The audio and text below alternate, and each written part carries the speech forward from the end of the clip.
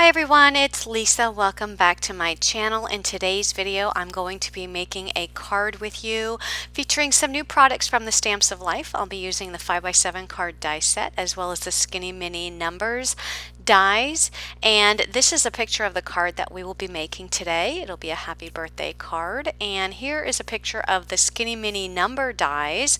These dies are pretty large. They're about a little over 2 inches tall. They come with the shadow as well as the layering piece for all of the numbers 0 through 9.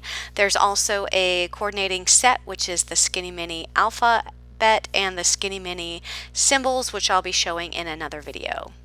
For my card, I will be using the 5x7 card die set from the Stamps of Life, which comes with the dies that you see here. So it has the large die to make the 5x7 card base.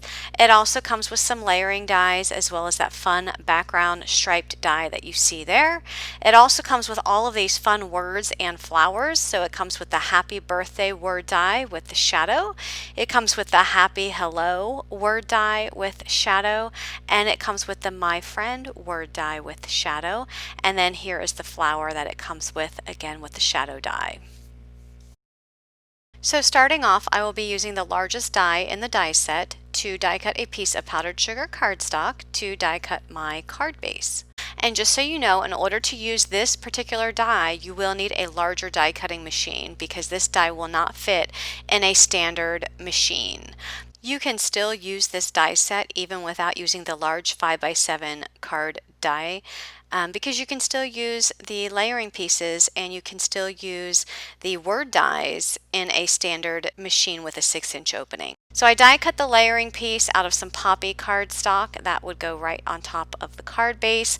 I do have some banana cardstock, which I put some double-sided adhesive on the back, and I'm going to die cut this background die. And when you're die cutting the background die, you need to have the layering piece around the background die in order to cut that background die out of your cardstock.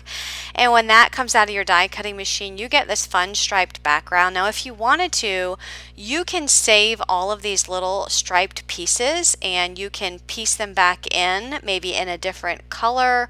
You can possibly die cut that background out of a different color and then use these yellow pieces to piece back in to that other piece. But I'm not going to do that. I am just going to toss these and I'm not saving them. So I'm just getting rid of all of these striped pieces out of this background die, and I'm going to throw all of those away. But that was just an option if you wanted to piece back in, different color stripes. You can totally do that. So it's best to have double-sided adhesive on the back of this. It just makes it easier. If you don't have the double-sided adhesive on the back, you will have to spend a little bit of time just making sure that you have glue on all of those striped pieces.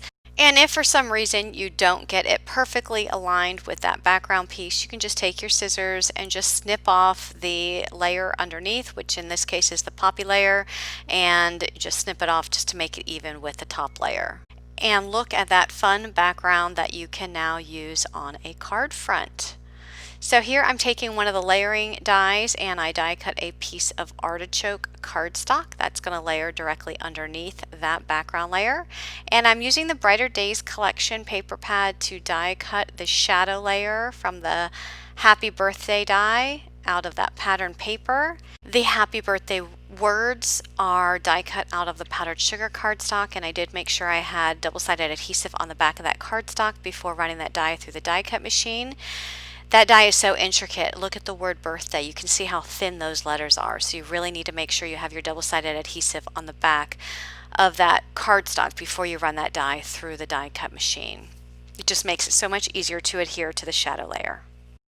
I am using the number 30, so I die cut the shadow out of the poppy cardstock and then the numbers 3 and 0 out of the powdered sugar cardstock and just layering those onto the shadow pieces.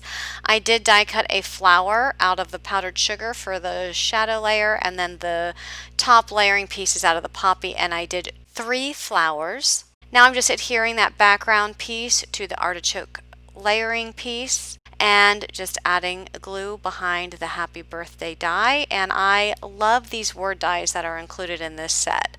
Number 1, because they're so large, and I just love the fonts. They're really, really pretty. So I go ahead and add those flowers. I add 2 at the bottom, 1 at the top, and I decide to add some larger epoxy dots into the centers of those flowers.